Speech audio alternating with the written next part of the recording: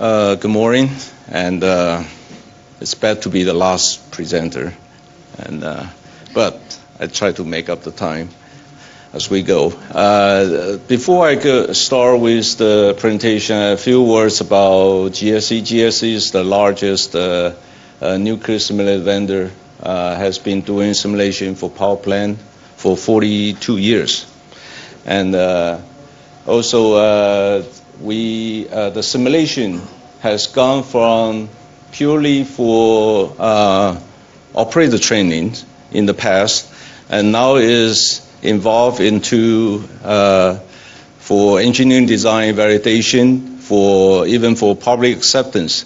So it's very relevant to this session. The severe accident simulation, actually, it was deemed to be optional in most of the current nuclear simulators.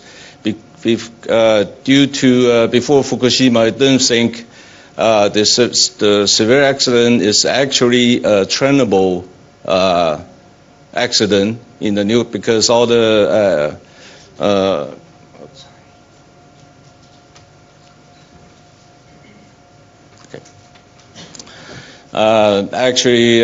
like all the EOP is supposed to prevent the severe accident to happen. But something like Fukushima happened, and with the external hazard that caused the severe accident, and thinking of using or having the severe accident in the simulator has been revisited and renewed. And so to have the severe accident simulation in a training simulator would enhance the simulator to allow you to understand what happened to Fukushima, or to something like that happen again, and also to see what could have happened if you do something like Mr. Moria earlier saying, the countermeasures. What if you can do the countermeasure in the simulator and exercise it and allow you to prevent it happen again? And to expand the training, that would cover the EOP, and beyond EOP to cover the SAMG, and even to validate the EOP and SAMG in a more involved state. And beyond that, beyond the training simulator, actually training simulator in most of the power plant is a base for doing the emergency operation or coordination or emergency center to exercise area unified emergency response team. So by adding the severe accident simulation into the simulator, allow you to go beyond the current level of preparation. And in response to the demand of after Fukushima for simulation, GSE has developed a severe accident simulation model. Is called PSAH. The HD stands for high definition, meaning we make the severe accident simulation to be seen and more visible to the user, to the operator, to the public. And we are using the map code as the base, and map is APRI. It's owned by APRI. And we are using the map file, the current version of the map. And GSE is a licensed, authorized by APRI to service on the map. Okay. To put the map in the simulation, there are a few works and concerns. One is to maintain the map code to its own integrity, and to be run, the map and offline can be the same result as from the APRI.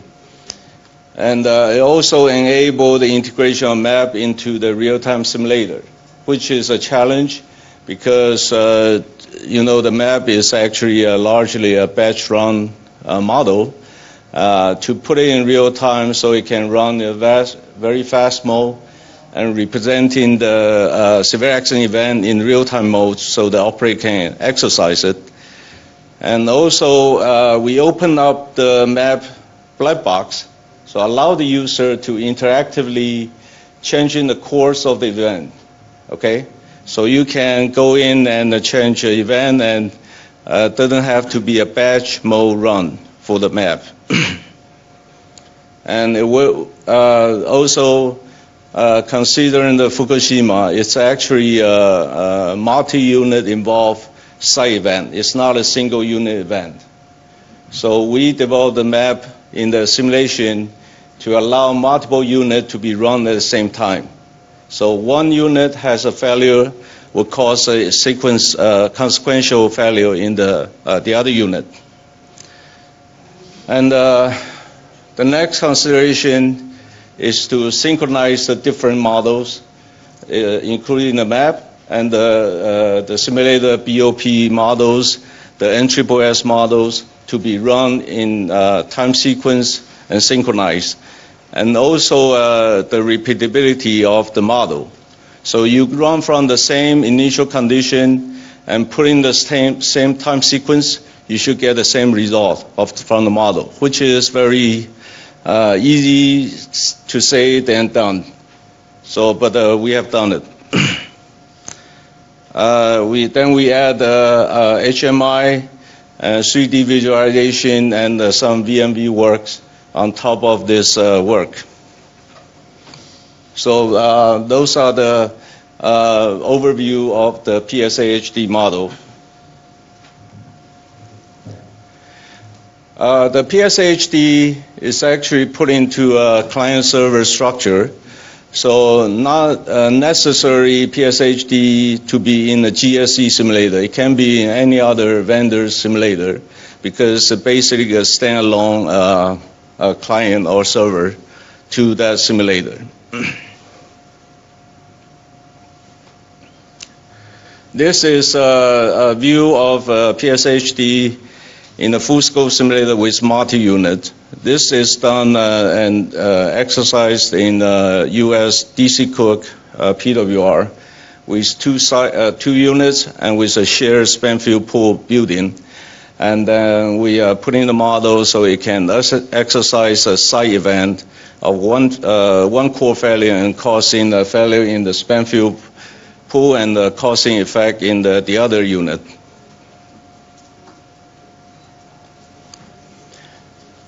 This is showing repeatability of PSAHD. On the left is the map code run with a restart file. On the right is the PSAHD with the same initial condition with different repeating runs of the time sequence.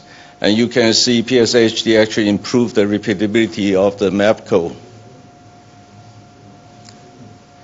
Again, another repeatability test.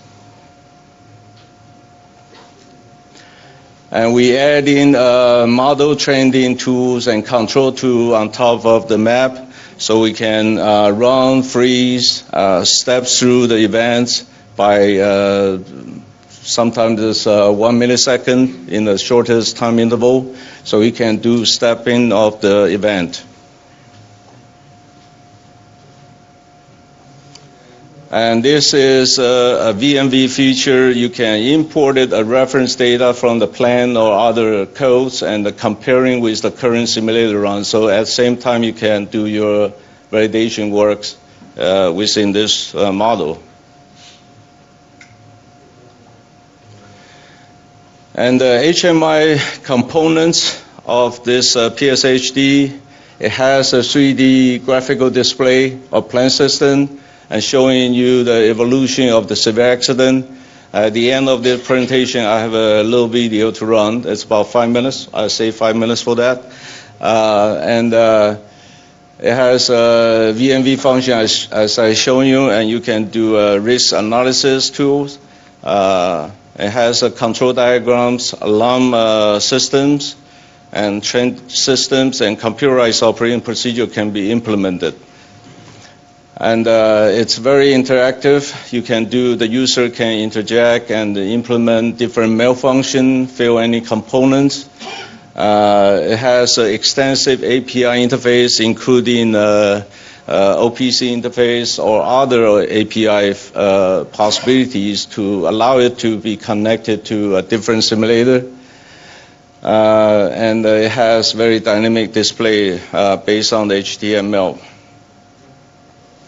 And this is two-dimensional with Unit 1, Unit 2 showing the same time and different level of evolution of the core failure.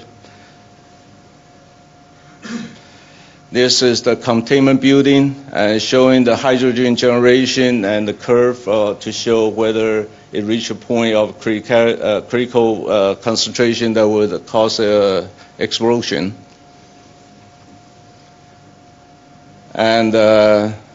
And this is a span field pool display. It can be some other way.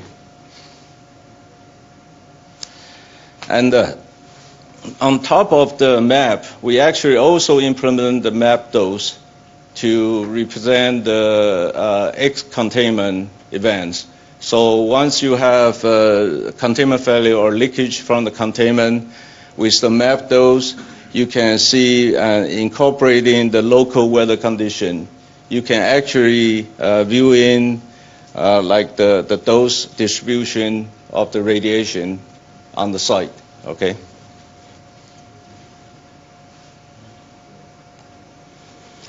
And a lot of graphics about core mass transition. It shows a different portion of the containment or in the core, how the molten fuel or the regular mass is transitional through the event.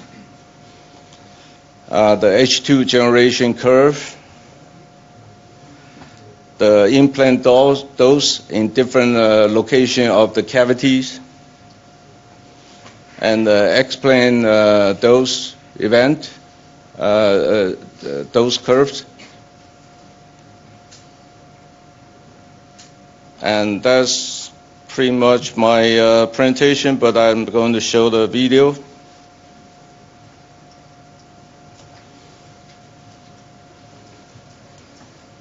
It has a volume. It does have an audio.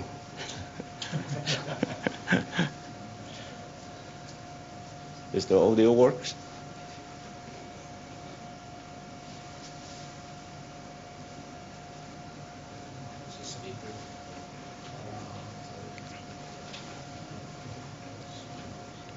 Does it work? Computer speaker.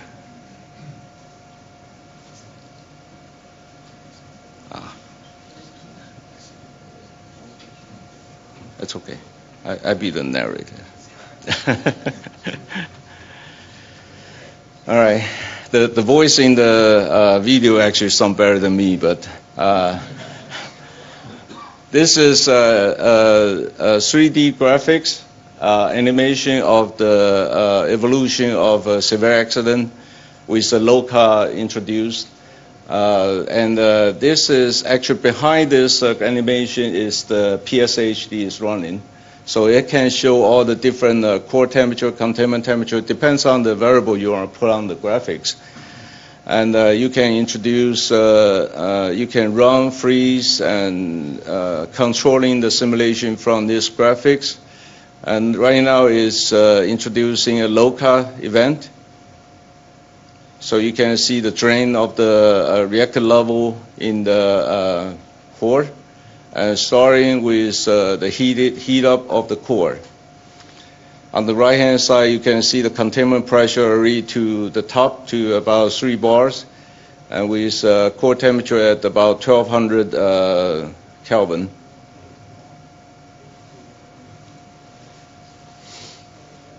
That's not me.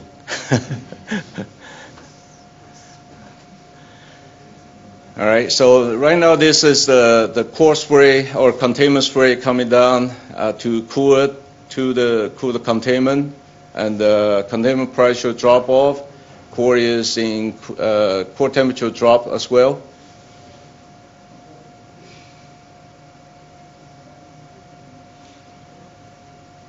And you can see different trending when you click on the variables.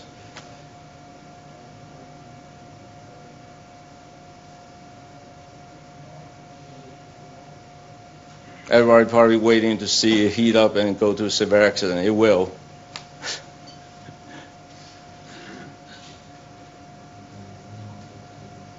After all the cooling is done and no more water coming in, it starts to heat up again. And you can see, if you do the graphics, and you can see actually a finer structure of the core. Now this is a speed up evolution. Normally it shouldn't go that fast, but once you cook up the water, it's steaming off again, and the temperature start going up. Without any more cooling mechanism coming in, the core will reach a melting point.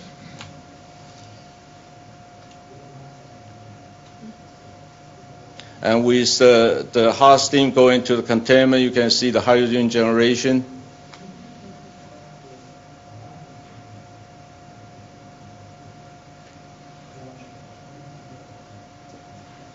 And reach a level that's may cause an explosion.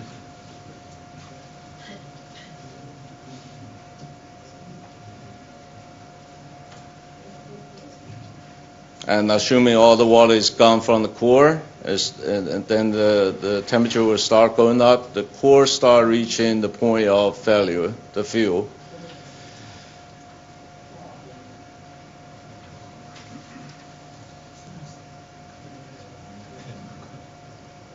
And the molten fuel will start piling up at the lower vessel head, and eventually the temperature will reach high enough that melts through the lower head.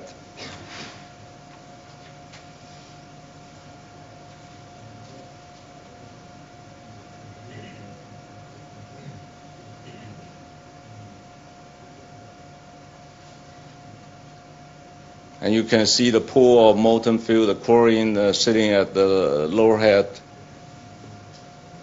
and start to heat up the metal of the lower head. Then once the lower head, all the masses drop into the sump.